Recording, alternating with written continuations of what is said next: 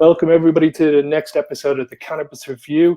We're going to be talking all things synthetic on this episode, and I'm delighted to be joined on this episode by Shuchi Sarkar, who's the Chief Marketing Officer at Creo, who are one of the biggest companies in the world in this field. How are you keeping today, Shuchi?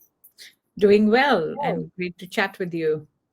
Delighted to have you on. So through all my research, I've come across that Creo seem to be one of the top players in the game in this new exciting industry. Can you maybe give everybody a quick overview on your background? You've had a lot of success in business so far to date. What drew you into Creo? Yeah, so I've been in tech all my life, Owen, and as I was looking at the next chapter of my life, I wanted to do something completely different after having worked for a series of large companies in the tech space. I was looking for something that was really creating something from scratch and in a new industry where there was true innovation disruption. I was looking at the opportunity of building something that is purpose driven, that I feel could really help the planet, help humanity. And in Creo, I kind of found this opportunity. It's a new industry. It's in biotech, something I had never done. The technology is truly disruptive, and I feel the benefits of this technology can help every household in the future. So that's why I joined it. No, it is. It's a very exciting new industry. And if you actually look at it from a global kind of perspective and take the cannabis flower out of the whole game, the new ingredient is going to be the kind of huge component of this factor. And that's where the capital markets will put their money, because politicians will back it and science will be able to prove that it works. So can you maybe give everybody a little overview of the new ingredient? Do you see this being a multi discipline disruptor? Do you see it going across makeup and beauty, health and wellness, food and beverage? Is it going to have that much of a big reach? Yes, I think that the beauty of CBG and many of these other ingredients, especially CBG, which is the mother cannabinoid, is the extreme versatility in terms of the benefits and the applications. So primary research indicates that CBG has lots of benefits, not only in terms of skincare, and it's already called the skin cannabinoid, but also other industries like health and wellness, giving you a calming experience, helping you with in foods and beverages, and nutrition in pet food or pet treats applications. So I think because of the properties of this ingredient, which are related to either anti-inflammation or the rich moisturizing capabilities, the oxidation properties, and many other things that we are discovering every day, literally, as more and more research is coming in. It's going to be here to stay for the next, whatever you can predict, the next decade. Yeah, and I think I've already talked to Ilan Sobel, who's the CEO of BioHarvest over in Israel, and they managed to create glandular trichomes from a bioreactor, which is a first for the market, and again another potential ingredient. You guys have a couple of IP processes through the process of yeast. I've also researched there's algae and a couple of others. Do you think the IP process has been saturated so far in this industry, or is there still so much room for growth that you see and a couple of other operators entering into the industry? So we don't use yeast, we use another bacteria. And I think that one of the advantages that Creo really has is that because of that, we have a very, what we call, freedom to operate. Our technology is slightly different. Our IP is slightly different from many of our competitors for the reason that we don't use yeast. I do think this market is going to attract more and more players and investment. I think if you look at the larger picture, Owen, around what is happening in biomanufacturing and vertical farming, and everybody trying to, do things that are more sustainable, that are more protecting nature, that are more pure, you will find that more and more people will get attracted. at some stage, I'm sure there'll be consolidation, there'll be, it'll go through that whole maturity phase. But I think at this phase, we are where more and more people are going to come in and get attracted. Yeah, and I think the possibilities for blends and formulations of the multiple different synthetic molecules is gonna, it's almost like a chef's recipe now at this stage. How many types of bread can be made from flour?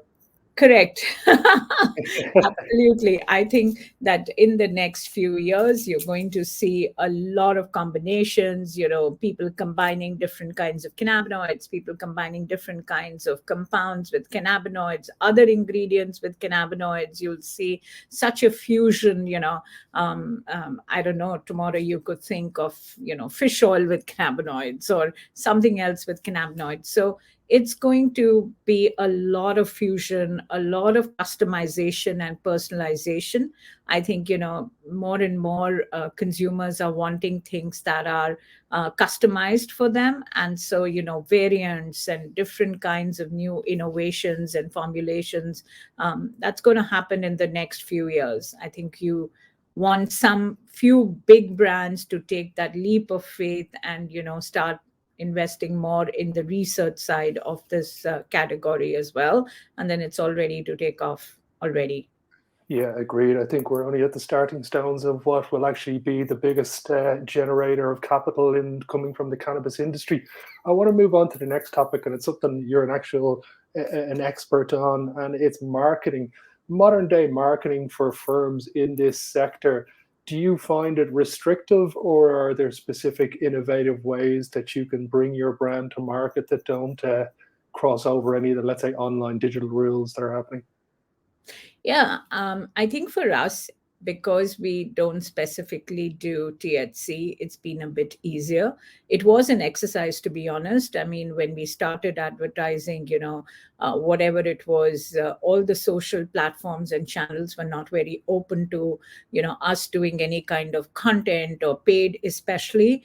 But I was able to leverage my contacts from my previous roles and actually meet with these digital platforms and communicate to them how our process is very different and that our products are pure. And because of which we were able to actually get a lot of these brands to allow our content and our marketing to run on their platforms. And I think there are ways, to do this in a cost-effective manner, to both not only educate your prospective buyers as well as end consumers on exactly what these products are, what they're going to do, but also use other ways, right? One is to use your digital and social and search, but the other ways are, webcasts and podcasts and, participating in the right events where your consumers are going to be industry specific events. You can also use other modern marketing tools like using syndication of content. I think today any customer, before making any kind of decision, especially in B2B, they tend to visit and look at a lot more content. So each of these in the modern day customer journey and content journey has a place, be it your social, digital, search, content syndication, webcasts, podcasts, being in the right events, and really producing engaging content and putting it where your customer is and would be ready to consume this content. Yeah, no, I agree with you. I think there's definitely a lack of companies with innovative content campaigns out there. They seem to be all just crying wolf over the lack of Instagram, and Facebook aren't allowing them to put their stuff on board, where there's a number of different ways to market your product in this modern day and age. This, even for example, I started this a year ago just with a curiosity to learn the business side of the cannabis industry. And again, the media side of things, I think, is very overlooked by the industry. They don't utilize the amount of information and data that can actually be gathered by a 15-minute podcast once a week. Yeah, and I mean, LinkedIn is pretty open in terms of what they're allowing, and you have webinars, you have link to all of these trade media as well as all the big shows. They have a big digital footprint as well. You have email marketing, which of course, because of all the privacy rules, you have to be really smart about doing it and making sure that you are optimizing keywords and subject matters and things that people are looking for. But if you invest in those things and make your content searchable and make your content engaging, you can't bore a customer into reading what you want or into watching what you want. But if you do create content that is compelling and meeting their needs and is really mapped to the customer journey, I think you can do a lot in this industry as well. I think it's the world is not only about Facebook and Instagram as much as marketers might want to believe that. Yeah, I think that's the easy option for them to be able to sell to you, whereas a bit of legwork and a bit of elbow grease will get you a lot further than a couple of €100 on an ad campaign. The last thing I want to touch on is a strong strategy and a clear vision. In the industry specifically that you're in, the kind of biotech synthetic industry, it's of paramount importance, I would assume, to be able to create the individual ingredient before brands start getting created. Whereas in the cannabis industry, it might be more brand focused and brand heavy. Would that be the strong strategy and clear vision for that industry, or is there a different way that you recommend companies in that territory set up? Yeah, I think that there is a dual role here. I think there is a role to educate the customer and, really build thought leadership and awareness, and then the brand. So I think whatever you're trying to do, you need to be very clear on how you're going to achieve both these two purposes. They're not necessarily mutually exclusive, but you need to have a clear vision of where you're trying to take, where the category is going, where the brand is going, what exactly are you trying to achieve. For us personally in Creo, our vision really is to bring cannabinoids to every household, partner with our customers. We are an enabler to help our customers create new and innovative products that they can bring to market across different applications. And how we do that while we're still protecting the planet, how do we do that in a manner that is credible, that is something that our customers can rely on. For us, that is one huge task of making our vision and our brand pillars communicated. At the same time, how do you build thought leadership in this category? How do you really grow this nascent category? When I talk to people about cannabinoids, all they think is cannabis. Then there's a whole exercise of telling them this is not cannabis, this is not THC. There's the plant has so many different other compounds that it can offer. So I think having that, having your strategy and your vision clear of what you're wanting to achieve, but recognizing that this is an emerging and nascent technology, which is also stigmatized to a certain extent, and crossing all those barriers in a manner that you can really achieve your goals is really important, I think. Yeah, no, I couldn't agree with you more. It's been absolutely brilliant talking to you, Shuchi. I could actually talk to you all day. We've got the 15-minute time limit. For everybody who wants to know more about Creo, the website is down below, and you'll see it down on YouTube and Spotify and all the places that this is going to be. Thank you very much for taking your time to join us on this episode, Shuchi, and hopefully we could get to touch base again in the future and catch up on all the great things Creo might have accomplished by then. Thank you so much, Owen, for having me. And, any of your speakers, they're welcome to reach out to us anytime if they want to learn more, either about the category or Creo. And thank you again for the opportunity. It's been an absolute pleasure and to talk to you and be highlighting such a great new forward-thinking industry. So until the next episode, guys, we'll chat to you soon.